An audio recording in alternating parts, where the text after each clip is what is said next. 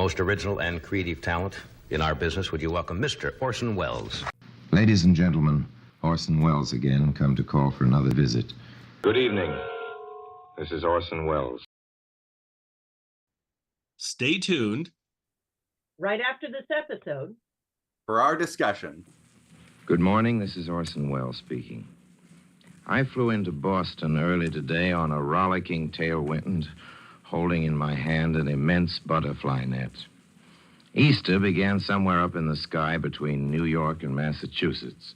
According to my calculations, Connecticut, a busy and attractive state, rich in historical landmarks and natural resources, residents of Clare Luce and Chester Bowles. It's worth a visit or a broadcast any day. This morning, however, I bring from my journey across Connecticut little in the way of first-hand report, beyond a couple of updrafts and one tumultuous, timber-shivering air bump so violent that it almost broke the butterfly net. Of course, it isn't really a butterfly net, but that's what it looks like, and that's what it's been mostly called by people who've seen me carrying it in the street.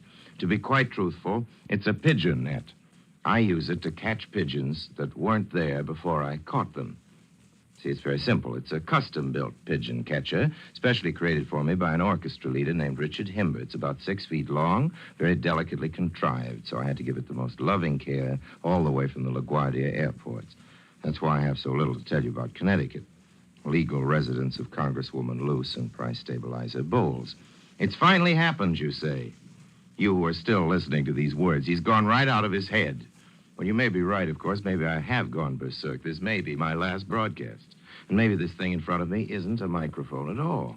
It's conceivable that I'm speaking solemnly into the handle of a mop, and that this is not station WCOP on St. James Avenue in Boston, Massachusetts, but rather some discreet loony bin tucked away in the Transvaal, a place of padded cells made to look like a broadcasting studio for unfortunate commentators who think they're Orson Welles. Or maybe I am Orson Welles, and I just think I'm a commentator.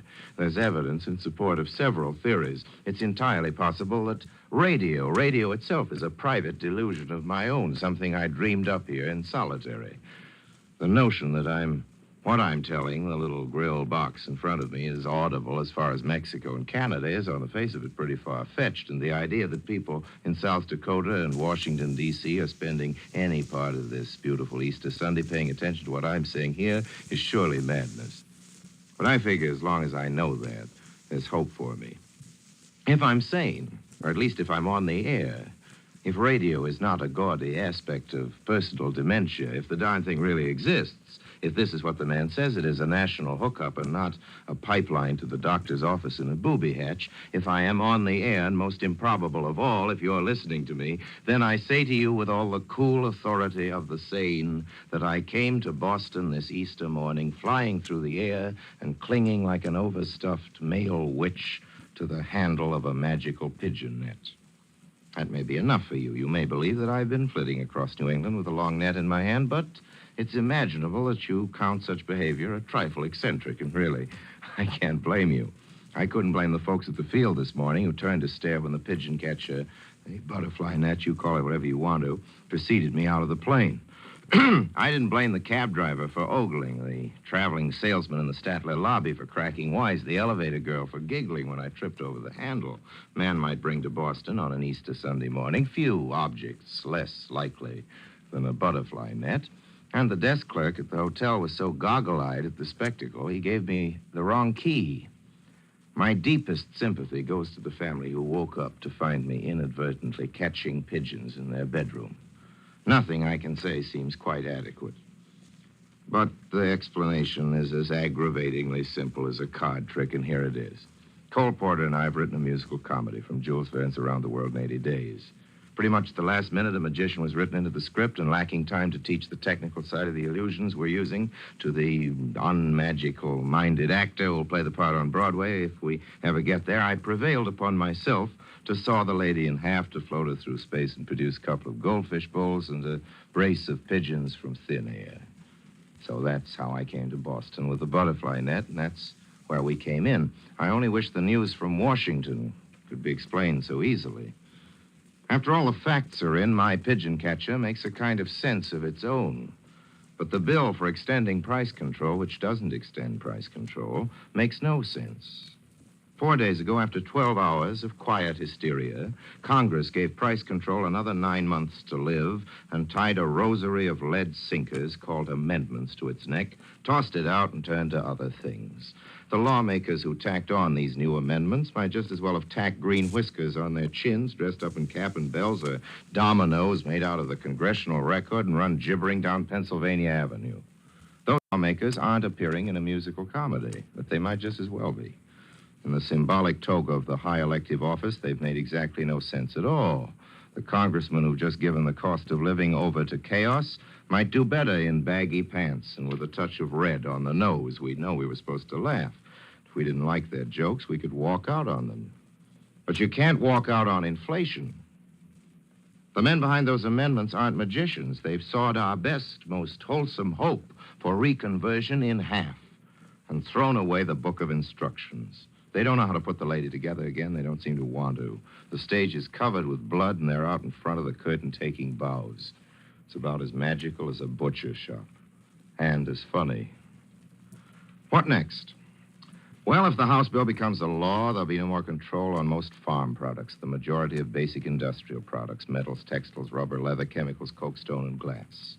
If that House bill gets to be a law, it blows the ceilings off cars, electric ice boxes, and other things like that, things you want, things you won't be able to afford unless the price is anchored to the same planet as your income. But for your bread, butter's just one item, but it's going to cost you twice what it does now if that House bill gets to be a law. There'll be an immediate 50% increase in meat, a 50% increase in cheese, a 40% increase in canned foods. Get out a pencil and figure out your new household budget. If you have to be a magician, you'll be able to do that. Your household budget brings us to your house. If you pay rent for your house and that bill gets to be a law, you're in for trouble. Better figure now on paying a lot more, no matter what the men behind the amendments may be claiming to the contrary.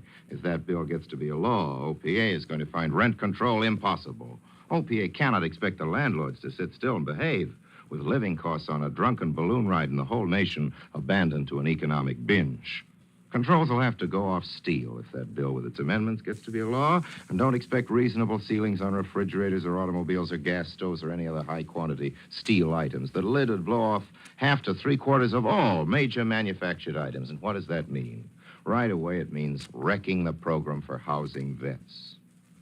Europe is starving. There isn't much chance for peace in this weary old world of ours if we don't send food, plenty of it, and right away to our neighbors, to their little hollow-eyed, spindly-legged children. This congressional extension of price control with all the new jokers on it takes the food away from those starving kids just as we're ready to set it down in front of them. If that House bill gets to be a law, food costs will take a quick rise, 35 to 40%, and that raises the percentage on the chances of war. Kids are going to have to go hungry. Then there's that new suit of yours. Don't count on it. The cotton textile amendment on that House bill will take care of your new suit. Start saving for it now. Over here, we have the Crawford Amendment, eliminating cost absorption. The Crawford Amendment. Among other things, this little gimmick would add approximately $500 million to the consumer price of automobiles. Then there's the Profit Guarantee Amendment. Sounds pretty good in a press release by the NAM. Guarantees a profit on every item, which sounds just fine. Administratively, however, this amendment is impossible for OPA or any conceivable government agency. It would start a cycle of increases up and down the line. My best information is that 85% of the manufacturers don't have actual cost accounting figures available. The bill we've been talking about passed in the House of Representatives by a coalition of Southern Democrats interested in cotton and cotton speculation, and of Northern Republicans interested in short-term profits at the expense of the national economy. With its amendments, it means just this: no price control. Now, OPA has made and is making a lot of mistakes. It's occasionally restrictive and usually inconvenient, but no price control. That's something else again. Try adding that one up in terms of butter and the life expectancy of a baby. No price control. Put ice boxes and automobiles and world peace into your computations. The shadow of coming events is already dark on the land. The stock market has risen to the highest peak in 15 years. Speculation has increased. Goods are being hoarded. Warehouses are choked with short items. Consumers are starting to grab all the commodities they can. All this in the expectation of a boom inflationary period. And, of course, if the House bill gets to be a law, Labor's going to come out for Wage increases, and more of them. Since VJ Day, remember, raises to labor have been based on a stable economy. Without that stability, we'll be strike-bound. And, of course, the white-collar groups, the unorganized little fellow, will be hurt the most of all. Here it is, Easter Sunday. One of the gayest mornings of a year. The ladies are out with their fancy bonnets. A lot of the men folks look slightly uncomfortable in their tight new shoes. The kids are happy with their bunnies and their candy eggs. Main Street feels optimistic, and in Wall Street, too. They have a feeling of optimism. Matter of fact, they're feeling no pain. Many a swank corner hotel suite gentleman in Washington, now abed, are beginning to stir from a whiskey-clouded sleep. They have hangovers, but they're as happy as the kids with the candy eggs on the lawn. From their bosses in the financial marts, the telegrams have come in. Well done. In many Washington circles, there's rejoicing in death this Easter morning. The lobbyists have won again. The OPA is dead, and the hand that held the dagger and plunged it into the heart of the American consumer carries the label NAM. Experts in the government frankly forecast a 50% inflation by October 1st. The lobbyists from the far ends of the South, united with Wall Street, are losing no time doing the same job in the Senate that they did in the House. And what is Mr. Truman? What is Mr. Truman doing all the while? He and his fumbling reconversion director, Mr. Snyder, are taking a ride on the Potomac. Right now, there are more than 1,000 lobbyists working full-time against the OPA. It reminds you of the drive the power and utility lobbyists used to put on. Unless the people rise up in their righteous wrath and smack down these lobbyists, inflation will be well on the road to destroying this country of ours. And believe me, friends, there's trouble on another front, the food front. It's sagging badly. The administration has adopted a very unrealistic program here. I'd like to give a hand now to Fiorello LaGuardia for the wonderful way in which he's moved on the food crisis. Butch isn't fooling, and he knows his stuff. Nobody's fooling Butch either. He'll negotiate with the devil to get food, and he's doing just that. This food business is just another sample, of course, of how the lack of thinking and planning in the administration has brought us stumbling to our knees. And in the midst of a mess we could have avoided. The whole thing was obvious a year ago. But the administration closed its eyes, hoped it'd all pass away. What does Mr. Truman need? He needs some real thinkers around him. He needs more professors and less poker players. Otherwise, all his fine words about following the Roosevelt plan will be as empty in practice as they often look in print. The inside story can be spelled out in a couple of words. This is an election year. The administration is afraid to cut down on food with the campaign coming up, so the boys in the back room have decided to muddle through. The Combined Food Board, composed of the United States and Great Britain, controls the bulk of world food supply. But only nations which see eye to eye with American and British policies get what they need. America and Britain have brought the entire Argentine and Uruguayan linseed oil supply. This oil, approximately 150,000 tons of it, will go to make paint for ourselves and the British. If you want a reason why the Russians sent an economic mission to Perón's Buenos Aires, I don't think you need to look any further than that. Maybe we should call it the combined food fraud. Now my time for broadcasting's run out. I'm off to the theater to watch them hang the scenery for our Friday opening, off to the crazy world of dress rehearsals, light cues, and dance drills. And it does seem a long way from common sense reality, but I can't help insisting as I pick up my magical pigeon-catching butterfly net and start away that common sense reality is not the purpose of a musical comedy. It is the purpose of a Congress. The Southern Democrat, Republican, reactionary mixed chorus will now sing in close harmony their theme song. We got ours, who cares about you? Really isn't much of a number, but if we let them stay on with it, you can lay odds they'll stop the show. Well, thanks for listening. Please let me come to call again next Sunday. Till then, I remain as always, obediently yours. The American Broadcasting Company and its affiliated stations have brought you the personal and individual news commentary of Orson Welles. This program came to you from Boston. Next Sunday, daylight saving time goes into effect in some eastern and western communities. But this won't change your listening habits to Orson Welles. Your station has made special arrangements to broadcast this program at exactly the same time as you heard it today. Remember, Orson Welles on this station is heard at the same time each week. This is ABC, the American Broadcasting Company. Well, hello again. This is Buck Benny speaking. We are here to talk about Orson Welles again. We have my friend Vincent, who is our specialist on Orson Welles. Over the next few weeks, I think he's really going to play an important part in that he knows some of the history of what Orson was doing at this time, and that comes into the commentary starting this week and for the next 3 weeks or so. And we have Catherine Foley-Seeley joining us, another historian, also specializing in Jack Benny. She's written books about him, and we do a lot of Jack Benny podcasts together. So let's hop right into this first Orson we have. And Vincent, what kind of struck you with this first one that we listened to? Yeah, so for this first one, I mean, I think listeners need to be situated in what's happening, because Welles sounds, and even he says it, he sounds like a bit of a crazy person. He's beginning, to ramping up to show around the world his Broadway musical. At this point, they're not on Broadway yet, as he mentions. He's going to Boston. He's in Boston now, I believe, and he begins with sort of a very weird promotion, I will say, of Around the World. I think people will get confused what the heck he's talking about with this pigeon net, this butterfly net. Yes. And to understand that, I think I'll explain Around the World, I think, a little bit more in the later. There's other episodes where he talks a lot about Around the World. But for now, what matters most is Welles's history and interest in magic and magic history in particular.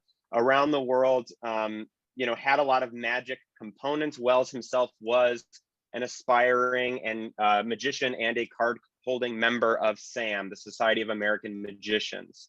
And he started really performing a lot of magic around this time. In 1945, he did some USO work with the Mercury Wonder Show. Richard Himber, who's mentioned here as a band leader, him and Orson are friends almost solely through magic. So it's sort of weird why this band leader would make this pigeon net. That's another thing Welles doesn't explain, but essentially Himber likes to make magical contraptions that Welles uses. Welles also at this time made a multimedia sort of magic trick for Himber, which was later used by David Copperfield. So if you remember David Copperfield's 1992 special where he communicates with Orson from the dead, Welles actually made that for Richard Himber. Oh. And David Copperfield he dubbed over, where he says Dick, he makes it Dave, and adds a sort of other mystical element that he's speaking to Dave Copperfield from the dead, given that Welles had been dead for 7 years. Wow. But what's important here is that Welles's lifelong sort of interest in magic is culminating in Around the World. And so Around the World, it's a narrative, based on Jules Verne, but there's a bunch of magic tricks built into it. So sometimes there's like what was called the Indian rope trick, where this rope goes out of a basket and becomes, sort of strong, and somebody can climb it, even though it just appeared out of this basket. But there's one part in the show where Welles is the magician. He's masquerading as a Chinese, in quotes, magician, which is a common trope. Sort of a racist stereotype of the mystic Asian, which Welles sort of takes on, and he becomes Fusan, who does this magic trick. And this pigeon net is one of the things that he uses to make pigeons appear and disappear. And so Welles sort of makes it this really roundabout way of saying, like, look, I have this weird pigeon net, come see it in Around the World, but he gets really confusing about it. I will say one more thing to mention is that, well, I know Welles is a filmmaker first and foremost, and in this production, he has several films. He shot film sequences, 5 of them, actually, and they're all missing. However, one of the things he does with these films is he makes them into magic tricks themselves. Welles was interested in multimedia magic and also avant-garde theater, which used film. And so at several points in Around the World, people appear to like go off stage and then appear in a film. At one point, he makes the stage appear as if it's film itself by making this like flashing strobe light like thing to seem like they're flickering and jumping, sort of appear like silent movies. And at one other point, he makes it appear as if it's a live telecast by like making the stage seem like it's directly appearing what's on screen. So he's playing with media here as well as part of this these magic tricks. Anyway, that's a long way But of at this saying Wells point- makes this weird promotion. Go ahead. Yeah, sorry. At this point, just to get my head straight as to where we're at, it has not premiered yet. Yep. Or has it? No. It has No, not. it's first week at tryouts Okay. in Yep, Boston. Yeah, but Okay. at this point, he hasn't done the tryout yet, which is going to be next Right. episode. But yeah, he's prepping for the tryout. Exactly. And so as we get further into this yeah. in the next few weeks, I would assume there are reviews and things at the time that you guys maybe will share with us of what people thought of the thing, because it sounds really interesting to Yes. me. That I'd never thought that at this point in time, again, Orson always surprises me, that someone would do this multimedia sort of live with film, with everything Look, going on Cole at once. Porter. Yeah, Right. I would, when you, just the way you describe it there, I'm going, oh, I would go see this in a heartbeat if somebody redid this. They'd have to redo the film pieces because you say all those are missing. But I Yep. would assume if somebody could recreate this, or maybe they already have, and maybe it's very popular. I don't know if it's ever been redone or not redone or whatever, but maybe you guys know more about that as well. But Yeah, it's never been redone. Okay. It's sort of a gargantuan show. I mean, it's been sort of restaged as readings a couple times. The Cole Porter rights make it a little complicated to restage as well. But I did create an animation of one of the film sequences, which I'm happy to share in general. But no, it's never been redone. I'd love to. That was one of my Wow. big inspirations. I wanted to redo this, but I don't know. Maybe you just let it be history. That's what I decided. I don't know. It got me excited, so you should do it, Vincent. So you would have an audience see. of one. Come on now. Yeah. But also to think that he's doing this, he was in like 3 different films that year. He's got the Mercury Theater on the radio every week. Yes. Because when I searched for his commentaries, I also found he was on the air with the Mercury Theater. You know, the man never sleeps. No wonder Rita Hayworth up and leaves him. You know, I mean, Well, so and he's you can tell during these next 3 weeks, he actually is almost sleeping during the commentaries themselves. Yeah. These seem more disjointed, and the writing of them's not quite up to par that we're used to. Yeah. And of course, his reading's not up to the par that we're used to, just because he's he's got too many things euphoric. going at once. I think He's insanely obsessed. He's very tired and depressed. But in terms of sort of Orson Welles studies, I bet you could say this is a great example through radio of probably what anybody who ever worked with him went through. Because I understand there was this same chaos up to the moment of War of the Worlds being broadcast. There was all this chaos on the Citizen Kane set.